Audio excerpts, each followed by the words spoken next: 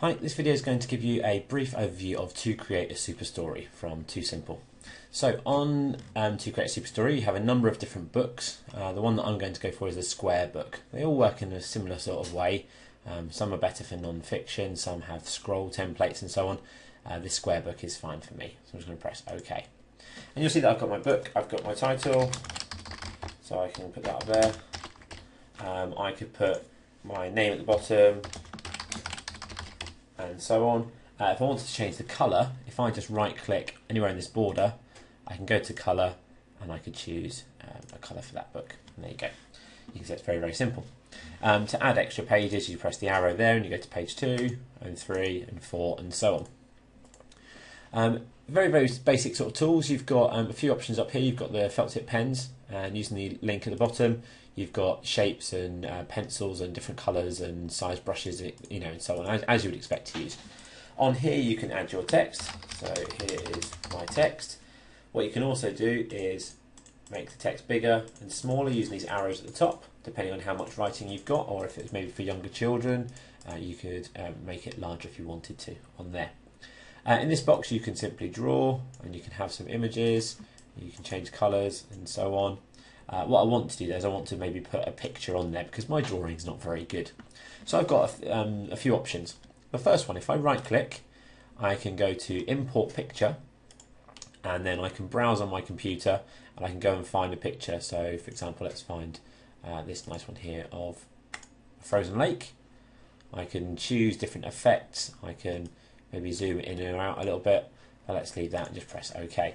So there's my frozen lake with some ducks on it. Once I've got that, I can then still draw on it as well, so I can put someone in the background. So here's my character, and there he is. That's fine, and you can use that in your story. Another way of doing it, if you don't have any pictures to use, this bit's useful especially for younger ones. If you right click, you can go to clip art, and this then shows you a number of different categories. Each one of these pictures is a category, so there's animals and houses and Christmas and so on.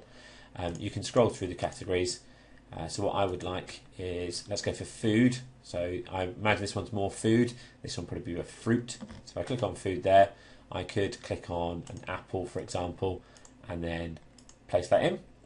I can also resize that down if I want to and move it around. I could import another picture.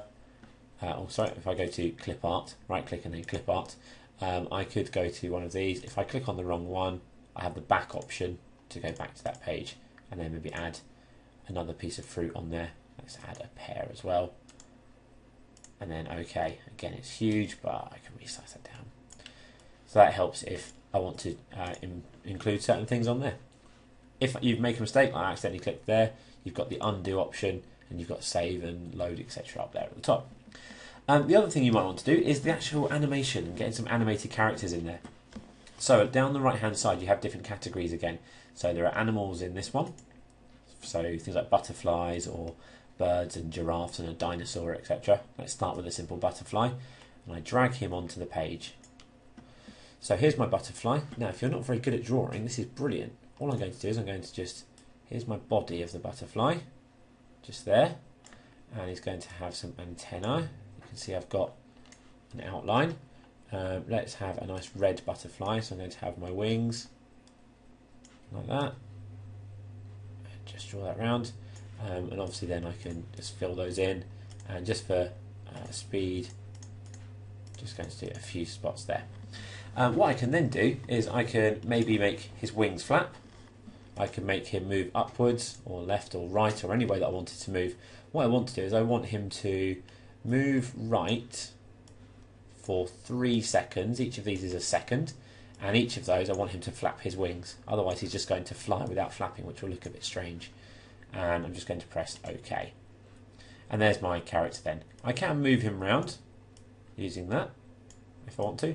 I can also bring that in and out and see what I want to do with it. I'm just going to leave that there for now. To actually see this in action, I just need to press the play button at the top. Now remember, this is page 4, so I do need to skip through a little bit in my my storybook. So there's my horrible drawing, my duck pond, and my butterfly that flaps across the screen like that. Once that's finished, you can see my book is finished there. I can press stop and go back and I can edit that book. Other things you can add on, like I said, you can add dinosaur if you wanted to, and it gives you the layout that's on there as well. If I wanted to add some sound effects, that would be quite a useful thing. Let's add maybe a dog. No, I can't draw dogs, but I do have a fill option. Let's make him brown, and let's give him a little eye as well, just up there. I want to have my dog. He's going to walk. He's going to walk left to the first view, and there's also sound effects on here. You've got some categories to use, or you can record. So let's record one. Let's put that into there. Just drag that in and record. Woof, woof. And stop. Woof, woof. Okay, that'll be fine. So what he will now do is I'll put my dog on there, and when I press play, what will happen is my butterfly will fly to the right, my dog will walk to the left, and then he'll bark. Woof, woof. So that could be sound effects for a character, it could be narration, for example. You could do all kinds of things with it. There are also things like houses and vehicles. One that I quite like is using the weather, so you've got rain and sun and snow on here. So for the rain, you just get one small blob. So what I'm going to do is I'm just going to colour this in, and even if my colouring is not very good, when I let go of my mouse, it snaps and I get that in, that's fine. And that one raindrop, when we press play and watch it back, will actually be multiplied across the whole screen. So again, I'll flick through to the page where we're on, and you can see my rain effects dropping down. If I wanted heavier rain, I could add a second or a third, and so on, and that's on there. To edit any of these features, I could just remove them by pressing delete, and it will say delete this object, yes or no. So I can just delete that, and it removes. If I click on it, double click on it, sorry, I can then edit my character, maybe make him woof there instead, maybe turn him around that way, but then he's going to sort of moonwalk along the screen instead. You can do all sorts of things with him if you wanted to, and you can see there he'll turn around. So that's kind of a simple overview of some of the main features. A few other things you might want to do include using the clock at the top.